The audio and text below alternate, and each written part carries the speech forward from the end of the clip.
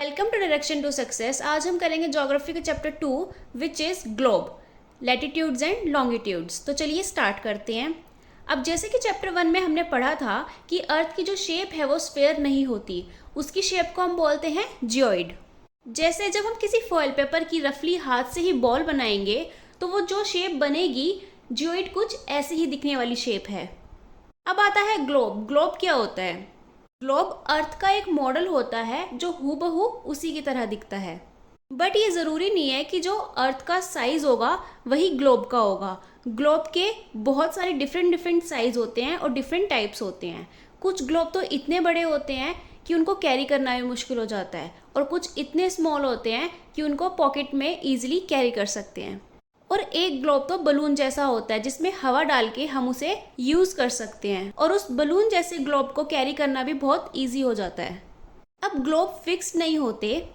जैसे किसी कुम्हार का बर्तन बनाने वाले का जो व्हील रोटेट करता है, वैसे ही ग्लोब भी रोटेट करता है। ग्लोब में हमें कंट्रीज, कॉन्टिनेंट्स और ओशियंस उसके करेक्ट साइज में देखने को मिलते हैं। अब क्या आपको पता है कि ग्लोब में किसी भी प्लेस को लोकेट कैसे किया जाता है? उसके लिए हमें पॉइंट्स ऑफ रेफरेंस और लाइंस की नीड होती है, जिससे हम किसी भी प्लेस को इजीली लोकेट कर सकते हैं। और ये होती है लॉन्गिट्यूड और लैटिट्यूड, जिसके बारे में हम आगे पढ़ेंगे। अब हमने नोटिस किया होगा कि ग्लोब में एक नीडल होती है जो थोड़ी सी टेढ़ी होती है, तिरछी होती है। उसे हम बोलते हैं उसकी axis.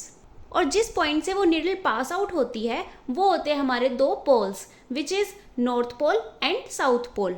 Globe west to east direction में मूव होते हैं, जैसे कि हमारी अर्थ मूव होती है। बट ग्लोब और अर्थ में एक सबसे बड़ा डिफरेंस ये है कि अर्थ में ऐसी कोई भी निडल नहीं होती। वो अपनी एक्सिस के अराउंड मूव करती है, रिवॉल्व करती है, जो कि एक इमेजिनरी लाइन है। एक इमेजिनरी लाइन ग्लोब में भी है जो उसको दो इक्वल पार्ट में डिवाइड करती है, जो है इक्वेटर। जो नॉर्थ पार्ट है उसे हम बोलते हैं नॉर्दर्न हेमिस्फीयर, और जो साउथ पार्ट है उसे हम बोलते हैं सदर्न हेमिस्फीयर। ये दोनों ही इक्वल हाफ में डिवाइड होते हैं। इक्वेटर भी एक इमेजिनरी लाइन ही है जिसकी मदद से हम किसी भी प्लेस को इजीली लोकेट कर पाते हैं। इक्वेटर के साथ साथ और भी पैरेलल सर्कल्स हैं जो हमारे पोल्स तक जाते हैं, जिन्हें हम बोलते हैं पैरेलल्स ऑफ लैटिट्यूड। इन्हें हम डिग्री में मेजर करते हैं। जैसे कि आपको पिक्चर में दिख रहा है, ये जो लाइंस है इन्हें हम बोलते हैं लैटिट्यूड, जो हॉरिजॉन्टली होती है। इक्वेटर पे हमारी 0 डिग्री लैटिट्यूड होती है। पिक्चर को आप ध्यान से देखना। इक्वेटर के ऊपर की जो सबसे पहली पैरेलल लाइन है वो है हमारी 20 डिग्री नॉर्थ की, और इक्वेटर के नीचे की जो है वो है 20 डिग्री साउथ की। ऐसे ही करके जो नॉर्थ लैटिट्यूड है हमारी वो 90 डिग्री तक नॉर्थ पोल तक जाती है, और जो साउथ की लैटिट्यूड है मीन्स पैरेलल लाइन है वो हमारी 90 डिग्री साउथ पोल तक जाती है। तो जो नॉर्थ डायरेक्शन में जाती है उन्हें हम बोलते हैं नॉर्थ लैटिट्यूड, और जो साउथ डायरेक्शन में जाती है उन्हें हम बोलते हैं साउथ लैटिट्यूड। नॉर्थ डायरेक्शन को हम इंडिकेट करते हैं लेटर एन से, और साउथ डायरेक्शन को इंडिकेट करते हैं हम लेटर एस से। अब इसे एक एग्जाम्पल के थ्रू समझेंगे। इंडिया महाराष्ट्र में जो जगह है चंद्रपुर, और एक जगह है साउथ अमेरिका ब्राज़ील में बेलो हॉरिजॉन्टे। दोनों ही हमारी 20 डिग्री लैटिट्यूड पर स्थित है। बट जो चंद्रपुर है वो 20 डिग्री नॉर्थ में स्थित है, और जो बेलो हॉरिजॉन्टे है वो हमारी 20 डिग्री साउथ पर स्थित है। तो इससे क्लियरली ये पता चलता है कि जो चंद्रपुर जो नॉर्थ में है वो इक्वेटर के ऊपर स्थित है, और जो बेलो हॉरिजॉन्टे है वो इक्वेटर के नीचे मीन साउथ में स्थित है। अब इसके साथ आप एक बात नोटिस करेंगे कि इक्वेटर के ऊपर का जो फर्स्ट लैटिट्यूड है उसका जो साइज़ है वो काफ़ी ज़्यादा बड़ा है, लेकिन जो नॉर्थ पोल का जो सबसे ऊपर वाला लैटिट्यूड है उसका साइज़ बहुत ज़्यादा छोटा है। अब इससे ये पता चलता है कि जैसे ही लैटिट्यूड बढ़ते रहते हैं वैसे ही उनका साइज़ डिक्रीज होता रहता है। अब आते हैं हमारे कुछ इंपॉर्टेंट पैरेलल्स ऑफ लैटिट्यूड्स। अब इसमें सबसे पहले आता है हमारा 66 डिग्री नॉर्थ में आर्कटिक सर्कल। उसके बाद आता है हमारा 66 डिग्री साउथ में अंटार्कटिक सर्कल। फिर आता है 23 डिग्री नॉर्थ में Tropic of Cancer, and 23 degree south में ट्रॉपिक ऑफ कैप्रिकॉर्न, और बीच में आता है हमारा इक्वेटर। अब हम पढ़ेंगे heat zones of the earth. अब जो हमारा ट्रॉपिक ऑफ कैंसर और ट्रॉपिक ऑफ कैप्रिकॉर्न के बीच का जो एरिया है, यहाँ पर सन की बहुत ज़्यादा हीट रिसीव होती है, क्योंकि सन बिल्कुल सामने ही होता है। इसलिए इस एरिया को बोलते हैं हम टॉरिड जोन, और यहाँ पर बहुत ज़्यादा गर्मी होती है। ट्रॉपिक ऑफ कैंसर और ट्रॉपिक ऑफ कैप्रिकॉर्न तक इतनी ज़्यादा रेज नहीं पहुंच पाती।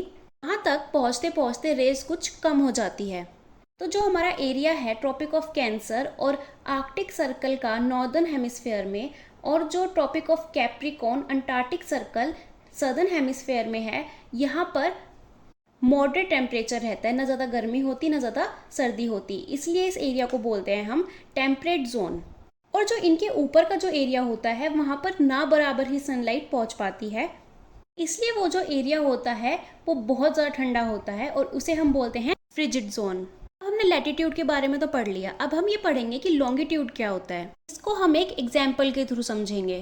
तो हमारा टोंगा आइलैंड है पैसिफिक ओशियन में, और जो मॉरिशस आइलैंड है इंडियन ओशियन में, वो सेम लैटिट्यूड पर स्थित है, जो है हमारा 20 डिग्री साउथ। दोनों ही सेम लैटिट्यूड पर सेम पोल पर स्थित है, तो कैसे पता चलेगा कि कौन कितने पास है और कौन कितने दूर है? इसका बहुत इजी तरीका है। अब हम ये देखेंगे कि कौन कितना ईस्ट में है और कौन कितना वेस्ट में है। नॉर्थ पोल से साउथ पोल तक जाने वाली या फिर साउथ पोल से नॉर्थ पोल तक जो लाइंस जा रही हैं उन्हें हम बोलते हैं लॉन्गिट्यूड्स, फिर इन्हें हम कहते हैं मेरिडियंस ऑफ लॉन्गिट्यूड। इसकी डिस्टेंस को भी हम डिग्री में ही मेजर करते हैं, जिन्हें हम बोलते हैं डिग्रीज ऑफ लॉन्गिट्यूड। हर एक डिग्री मिनट्स में और मिनट सेकंड में डिवाइड होते हैं। ये सेमी सर्कल होते हैं जिनका जो डिस्टेंस होता है वो कम होता रहता है, बीच में डिस्टेंस ज़्यादा रहता है, फिर जैसे ही वो पोल की तरफ बढ़ते हैं तो उनका डिस्टेंस कम होता रहता है। लॉन्गिट्यूड का 0 डिग्री कैसे पता चलेगा?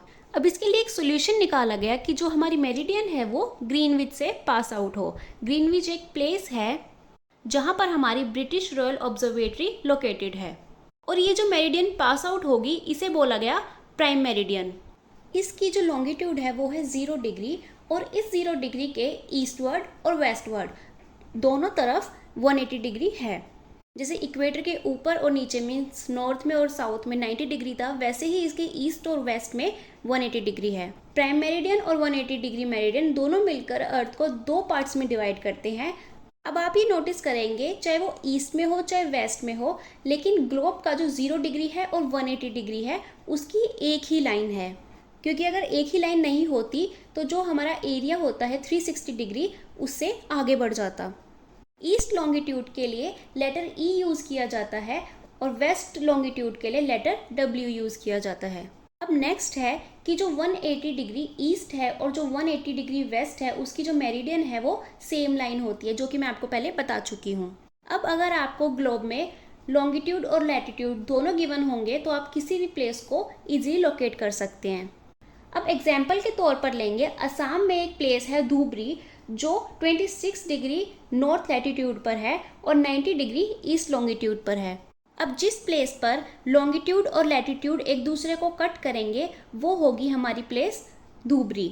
जब हमें लॉन्गिट्यूड और लैटिट्यूड दोनों गिवन होते हैं तो सबसे पहले हम सर्च करते हैं कि कितनी डिग्री पर गिवन है। फिर उसके बाद जब लॉन्गिट्यूड की लाइन और लैटिट्यूड की लाइन जिस पॉइंट पर इंटरसेक्ट करती है, एक दूसरे को कट करती है, वही हमारी लोकेशन होती है। अब आता है हमारा लॉन्गिट्यूड एंड टाइम। अब जो हमारे अर्थ, मून और प्लैनेट्स की जो मूवमेंट होती है उससे हमें किसी भी जगह का टाइम पता चलता है। किसी प्लेस का लोकल टाइम हमें वहाँ की जो शेडो होती है किसी भी थिंग की, या हमारी जो शेडो कास्ट होती है उससे पता चल जाता है, क्योंकि हमारी शेडो नून के टाइम में, दोपहर के टाइम में शॉर्ट होती है और सनराइज या सनसेट के टाइम पर लॉन्ग होती है। अब जो हमारा प्राइम मेरिडियन ऑफ ग्रीनविच है वो सन के सामने रहेगा तो सारी रेज उसी पर आएंगी, तो वहाँ पर होगा हमारा नून टाइम। लेकिन जो प्राइम मेरिडियन ऑफ ग्रीनविच के बिल्कुल अपोजिट की डायरेक्शन है, बिल्कुल पीछे की डायरेक्शन है, वहाँ पर सन रेज बिल्कुल भी नहीं आएंगी, तो वहाँ पर होगा नाइट का टाइम। अब जैसे कि हमें पता है कि हमारी अर्थ वेस्ट टू ईस्ट रोटेट करती है, वो जैसे जैसे धीरे धीरे रोटेट करेगी तो जहाँ पर नून का टाइम था वहाँ टाइम बढ़ जाएगा, 1 2 3 ऐसे बढ़ता रहेगा, और जहाँ पर नाइट थी वहाँ पर सन की रेज आना शुरू हो जाएंगी, तो वहाँ पर सुबह, फिर दोपहर, फिर रात, ऐसे चलता रहेगा। तो ऐसे ही हमारा जो अर्थ है वो रोटेट करती रहती है और हमारा टाइम बढ़ता रहता है। अब इस टाइमिंग को हम एक मैथमेटिकल सॉल्यूशन से समझेंगे। जैसे कि हमें पता है कि हमारी अर्थ रोटेट करती है 360 डिग्री, वो भी 24 आवर्स में, मतलब एक दिन में। तो अगर हमें ये निकालना है कि हमारी एक आवर में कितनी अर्थ रोटेट करती है, तो उसके लिए हमें 360 डिग्री डिवाइड बाय 24 करना पड़ेगा। तो उसका आंसर आएगा हमारा 15 डिग्री। मतलब 1 घंटे में हमारी अर्थ 15 डिग्री रोटेट करती है। अब जैसे कि हमें पता है कि 1 घंटे में 60 मिनट्स होते हैं, तो हम 60 को 15 से डिवाइड करेंगे तो वो आएगा हमारा 4 मिनट्स। मीन्स हमारी अर्थ 1 डिग्री 4 मिनट में रोटेट करती है। अगर हमारे ग्रीनविच पर दोपहर के 12 बज रहे हैं तो उसके 15 डिग्री ईस्ट में 1 घंटे आगे का टाइम होगा, मीन्स 1 बज रहा होगा। और उसके 15 डिग्री वेस्ट 1 घंटे पीछे का टाइम होगा, मतलब 11 बज रहे होंगे। और उसके 180 डिग्री में मीन्स बिल्कुल अपोजिट में रात के 12 बज रहे होंगे। अब स्टैंडर्ड टाइम क्या होता है? अब जैसे कि हमें पता है कि जो लोकल टाइम होता है हर जगह का वो अलग अलग होता है। ट्रेन का टाइम, फ्लाइट के टाइम में बहुत ज़्यादा डिफरेंस होता है। तो अगर हमें कहीं पे भी ट्रैवल करना है तो हमें ट्रेन के टाइम के, अपने एरिया के लोकल टाइम के लिए और जिस एरिया में हम जा रहे हैं उस एरिया के लोकल टाइम के अकॉर्डिंग चलना पड़ेगा। इसलिए हमें स्टैंडर्ड टाइम चुना, क्योंकि एग्जाम्पल के तौर पर ले तो द्वारका जो कि गुजरात में है उसका और डिब्रूगढ़ जो असम में है उसका जो टाइम डिफरेंस है वो है 1 आवर 45 मिनट्स। तो अगर हमें इन प्लेसेस पर वीकली या फिर मंथली भी ट्रैवल करना होगा तो हमें बहुत ज़्यादा प्रॉब्लम फेस करनी पड़ जाएगी। इसलिए हमने एक स्टैंडर्ड टाइम चुना जो कि एक समान हो। अब इंडिया में जो लॉन्गिट्यूड 82 डिग्री ईस्ट है, मीन्स 82 डिग्री 30 ईस्ट है, उसे हम स्टैंडर्ड मेरिडियन चुनते हैं। और इस मेरिडियन का जो लोकल टाइम होता है उसको हम पूरी कंट्री के लिए स्टैंडर्ड टाइम चुनते हैं, जिसे हम बोलते हैं Indian standard time, which is IST। अब टाइमिंग को समझते हैं। जैसे एक बच्चा है कबीर जो एक स्मॉल टाउन में रहता है भोपाल के पास। वो अपनी दोस्त को बोलता है कि वो आज रात को सो नहीं पाएगा क्योंकि एक day and night cricket match हो रहा है इंडिया और इंग्लैंड के बीच में, जो 2 बजे स्टार्ट होगा लंदन में। अब वो लंदन में 2 बजे स्टार्ट हो रहा है, इसका मतलब ये है कि इंडिया में वो 7:30 PM पर स्टार्ट होगा और रात को ख़त्म होगा। हमारी इंडिया ईस्ट ऑफ ग्रीनविच पर लोकेटेड है 82 डिग्री 30 ईस्ट पर, जो GMT टाइम से 5 आवर 30 मिनट्स आगे है। तो जब वहाँ पर 2 बज रहे होंगे तो यहाँ पर 7:30 PM हो रहा होगा। अब कुछ कुछ कंट्रीज़ के एक से ज़्यादा स्टैंडर्ड टाइम होते हैं। एग्जाम्पल के तौर पर लेंगे रशिया, जिसमें 11 स्टैंडर्ड टाइम्स है। तो ऐसा ज़रूरी नहीं है कि एक कंट्री का एक ही स्टैंडर्ड टाइम होगा। एक कंट्री में रहने के बावजूद भी अलग अलग स्टैंडर्ड टाइम हो सकते हैं। इसी के साथ हमारा चैप्टर खत्म होता है। Thank you for watching.